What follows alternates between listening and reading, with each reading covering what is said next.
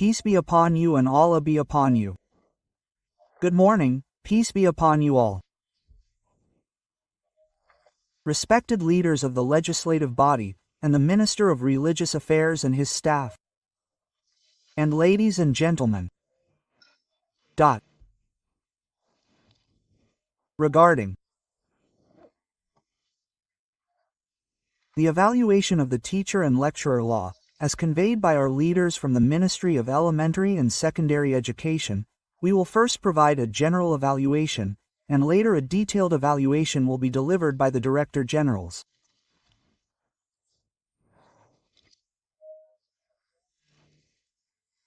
In general, the teacher and lecturer law is a further implementation of the National Education System law.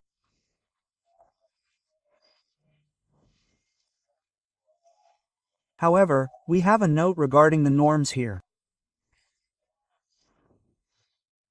According to the National Education System law, further regulations regarding teaching staff and lecturers should be regulated by government regulations.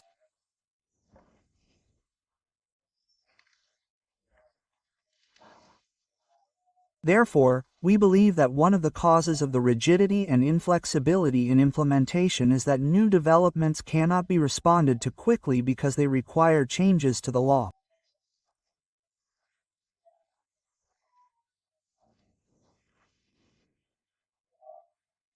In fact, the management of teachers and lecturers should be regulated by government regulations, but instead, it is regulated by law.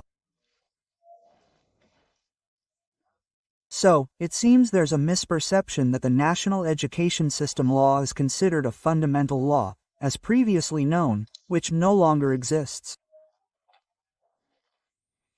That's the first thing, so this must be returned to its original purpose, as outlined in the National Education System law.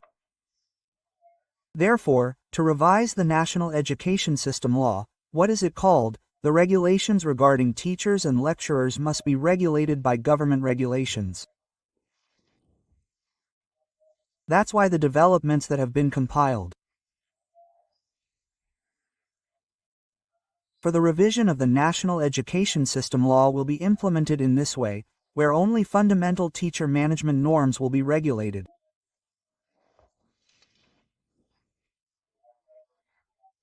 The next issue is related to the implementation of the teacher and lecturer law, especially those related to teachers.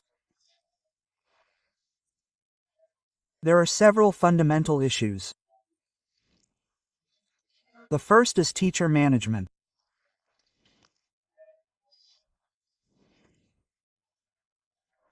There's a dualism here between the central and regional governments, resulting in policies that are contradictory in some respects, for example, regarding the appointment of teachers, and that could have further consequences from this policy dualism.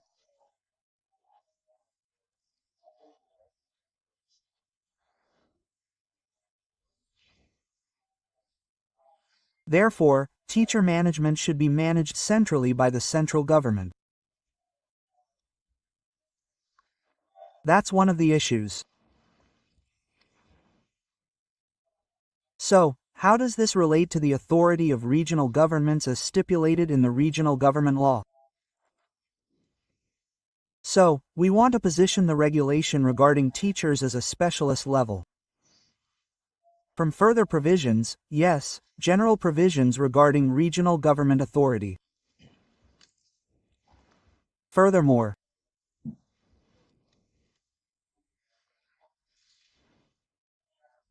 teachers, among others, who have the status of ASN, are also subject to the provisions governing ASN.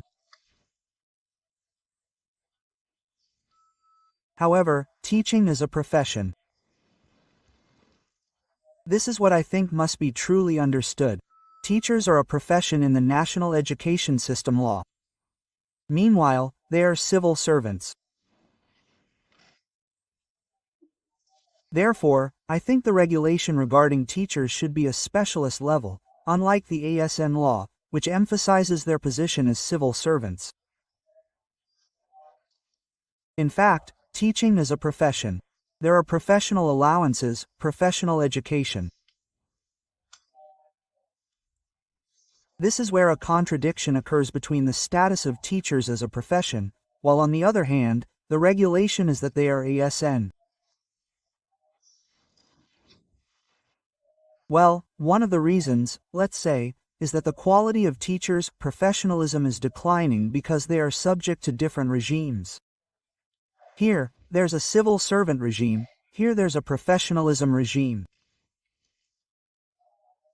So it's not surprising that there are complaints that teachers are more focused on administrative fulfillment than their professional duties. Well, therefore, I request that the provisions concerning teachers be more specialized as a profession.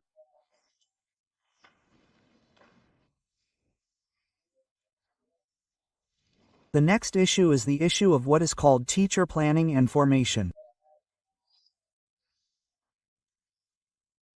That's also one of the issues because the central and regional governments have different pens for teacher professional education than the procurement and appointment of teachers.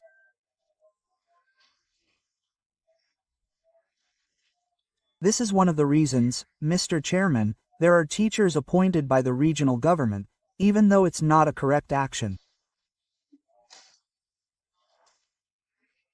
Some schools also appoint teachers, honorary teachers whose emergence is unknown. Then when there are new problems, they arise.